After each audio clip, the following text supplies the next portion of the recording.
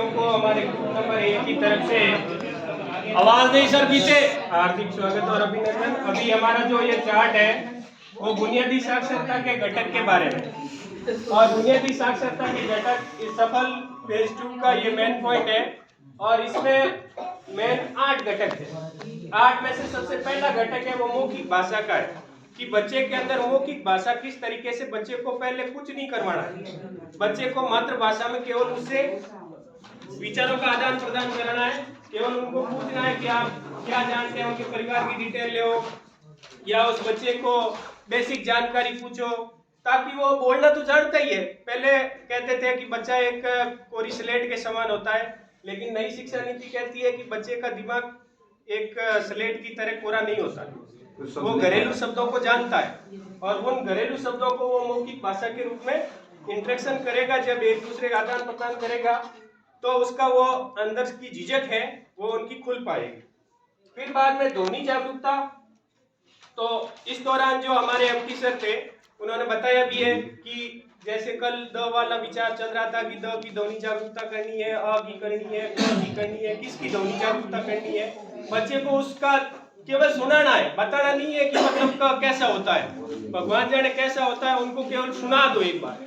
लेकिन उसके बाद में जब वो सीख जाएगा क फिर उसको वो चार्ट बताओ ये क ऐसा होता है, पहले पंखा पंखा पंखा दिखा दो, ऐसा मतलब उनको केवल सुना दो, फिर उनको पंखा ला के दिखाओ ये पंखा ऐसा होता है, तो उसको वो ध्वनि जागरूकता हो जाएगी। फिर वर्ण ज्ञान, और वर्ण ज्ञान जब वो लेकर के कोई भी चार्ट या कोई कार्ड पट्टी है उस कार्ड पट्टी को दिखाएंगे, कार्ड पट्टी को दिखाएंगे कि ये क का है, ये ख का है, तो उससे उसको ज्ञान हो जाएगा। इसी तरीके से इंग्लिश में भी करवा सकते हैं, चाहे ए की कार्ड पट्टी ले लो, बी की ले लो, सी की, ए टू जेड तक किसी भी वर्ण को ले सकते हैं। शब्द भंडार, जब वो धीरे धीरे वर्ण सीखेगा तो वर्णों के माध्यम से वो वर्णों को जोड़ेगा तो फिर उसका शब्द निर्माण भी होगा।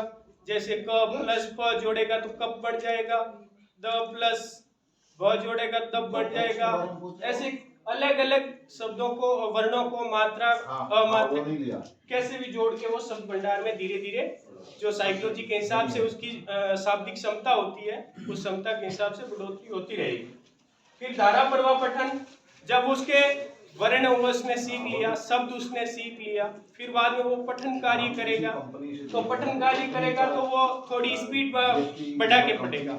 जैसे कि चाय का कप, तो पहले वो धीरे धीरे पढ़ेगा, चाय, फिर वो का क प कप, ऐसे वो धीरे धीरे पढ़ेगा। फिर वो धारा प्रवाह के साथ में थोड़ा गति दे करके पढ़ना शुरू कर देगा और फिर उसको समझ में लेगा कि ये कब किसका होता है, ये क्या काम आता है, तो उसमें समझ विकसित होने लगेगी। धीरे धीरे उसके अंडरस्टैंडिंग में आएगा, समझ में आएगा, और समझ जब उसकी विकसित हो जाए उसके बाद में उसको लिखने का अभ्यास करवाना चाहिए। नई शिक्षा नीति यही कहती है कि उसको जाते ही बच्चे को ला तेरी चौकड़ी कॉपी ला, 4 लाइन कॉपी ला और उसमें काम डालते हैं, माता पिता को दिखा देना, ऐसा कुछ नहीं।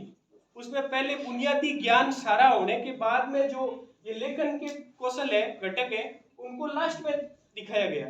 और वैसे भी पहले भी LSRW में भी यही सिस्टम था कि लिसनिंग, स्पीकिंग और रीडिंग और उसके बाद में राइटिंग होता था।